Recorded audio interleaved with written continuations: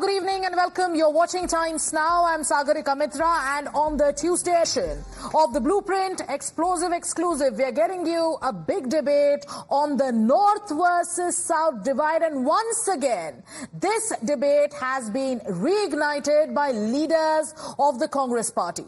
From budget allocation to the Kanwar Yatra, Congress leaders have once again stoked a debate on this very issue. Let's tell you how it started.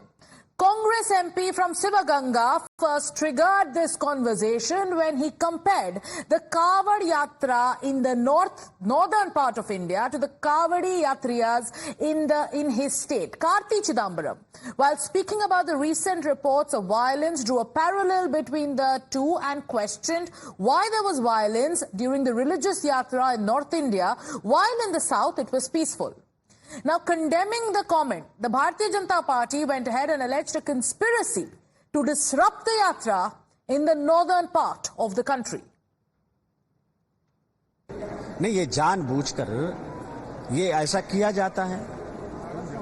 ये उत्तर प्रदेश और उत्तर भारत में जहां बड़ी कांवड़ यात्रा निकलती है, ये एक तरीके से हमारी जो संस्कृतियां हैं, हमारी जो परंपराएं हैं, उनको बल देने का काम करती हैं।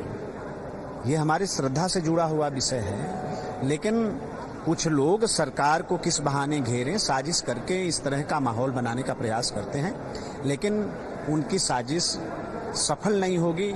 उत्तर प्रदेश में शांति बनी रहेगी और जो भी अशांत करने का प्रयास करेगा उत्तर प्रदेश को, उसके खिलाफ सख्त कार्रवाई। Now, after the Bharatiya Janata Party slammed the bid to divide, Karti Chidambaram spoke to Times Now, clarifying that he wasn't trying to raise the North-South issue, but his intention was to highlight how violence had marred a pious pilgrimage. Listen in. About North-South here, I was just making a point that we have something known as Kavadi. We call it Kavadi.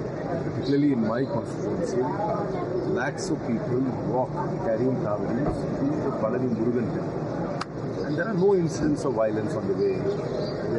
None of the pilgrims who walk indulge in breaking of cars and threatening people on the way. I was just trying to say, why is that in this rally, this yatra, that I see such images of violence? I'm just making a contrasting point. There's nothing north and south about it. Now, that wasn't the only issue. Congress's D.K. Suresh raked up the budget allocation.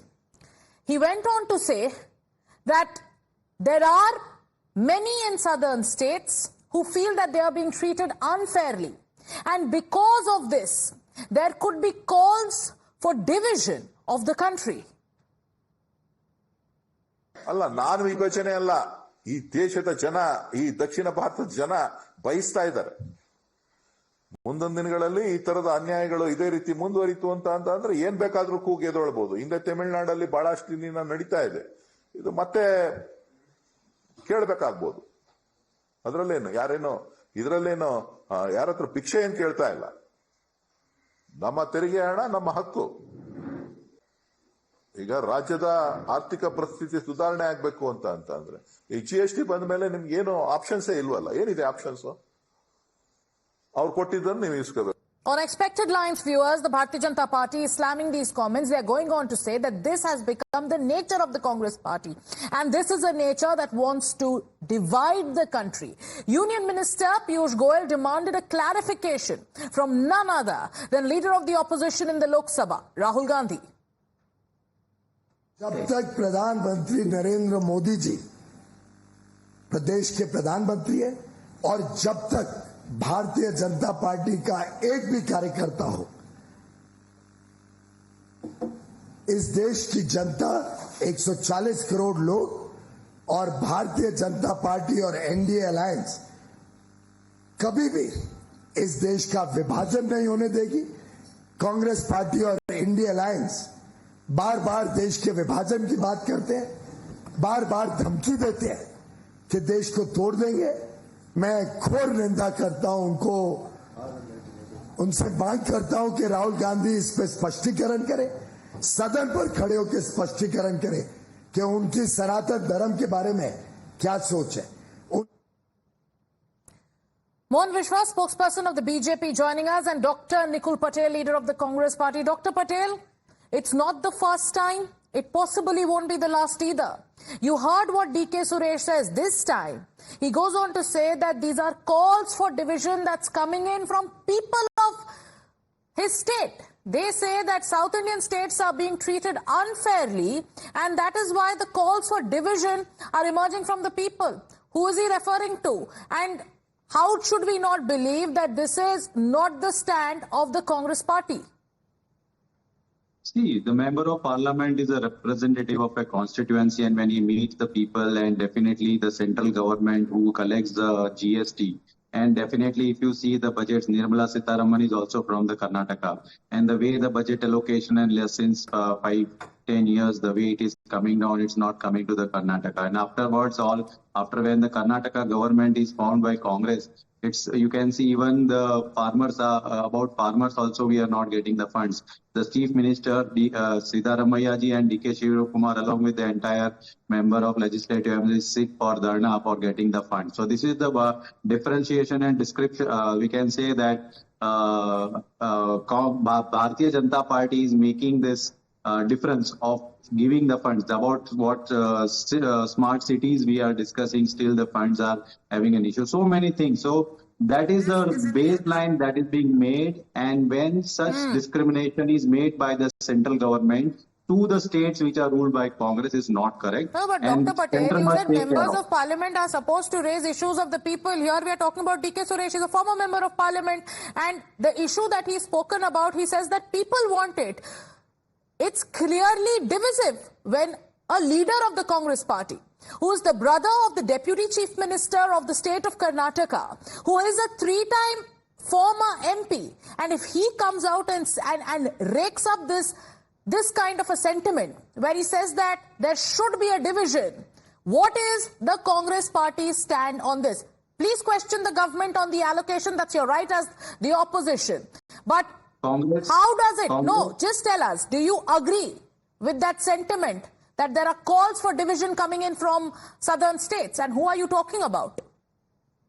See, Congress had never supported the separatist movement in the entire country, in the entire history. If you see, the Assam Chief Minister also stated that there is a danger of his life to stay in or die. So what does he wants to say when he's in the country and having a double? You're not giving me a clear answer, but let's go back to Mr. Mohan Vishwa. Mr. Mohan Vishwa, the Congress party says they're only raising the voice of the people of the state. They are feeling that the BJP and the central government is being unfair when it comes to budget allocations, and that is why these are the kind of calls that are coming in from the people of the state. They are only representing the voice of the people of the state. How do you respond to the Congress? See, Sagarika, the division of country is in the DNA of Congress, starting from 1947, either before independence, even after independence. The same DK Suresh, just before elections during the month of January, made the same statement. If that would have been the case, how can he lose election by 280,000 votes? He lost miserably because people of Karnataka and people of this constituency rejected for making this kind of statement and for this kind of Congress mindset of division of India. See, ultimately the result matters. With the same statement, they went for the election. How much they got? Hardly 9 out of 28 seats. How much BJP got in Karnataka? 17 we got. So that shows what is the pulse of the people of Karnataka or pulse of the people of South India. Next, when it comes to allocation, during UPA government, the funds allocated to Karnataka was somewhere around 82,000 crores. Whereas during NDA, between 2014 to 24, it is 3.5 times more than that of UPA. Come on, it is around 281,000 crores. Where is an issue? Where is a problem? And also at the same time, take an example of railways. If you want me to be a specific allocation, during UPA period, hardly 900 crores came to Karnataka between 2009 to 2014. Whereas between 2014 to 2019... Dr. Patel, the BJP is putting facts on the table. They're citing data. They're talking about how much allocation was made to each state when the UPA was in power.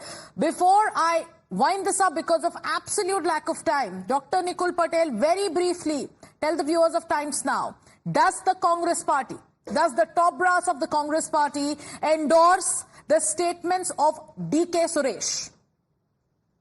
I would like to quote the statement of Bharatiya Janata Party, Vadodara Do not City deflect. President. The question was very, very simple, Dr. Patel. First, I would like to listen, please. I would like to pose the same answer what the Bharatiya Janata Party is telling. I would like to say that Bharatiya Janata Party City President Vadodara is stating that those who are not voting for us, don't give them funds. What that statement is endorsing Bharatiya Janata Party mentality at the center also. And Vadodara is the constituency from where Prime Minister also contested. He said that I will make the Baroda as Shanghai. Still we are facing the difficulty. The political So that is wrangling what will the- continue between the BJP and the Congress. You said this, you said that, that will continue. But when it comes to the unity of the nation, I do not think there is anybody, any citizen of this country who agrees with this kind of a divisive mindset. So for politicians, this must be a wake-up call. If such divisive calls are given, they will be rejected. Thank you both, Mohan Vishwa and Dr. Nikul Patel, for joining us. Time now for us to take a short commercial break here on Times Now. Viewers, we'll be back with the exclusive coverage of Paris Olympics. Stay with us.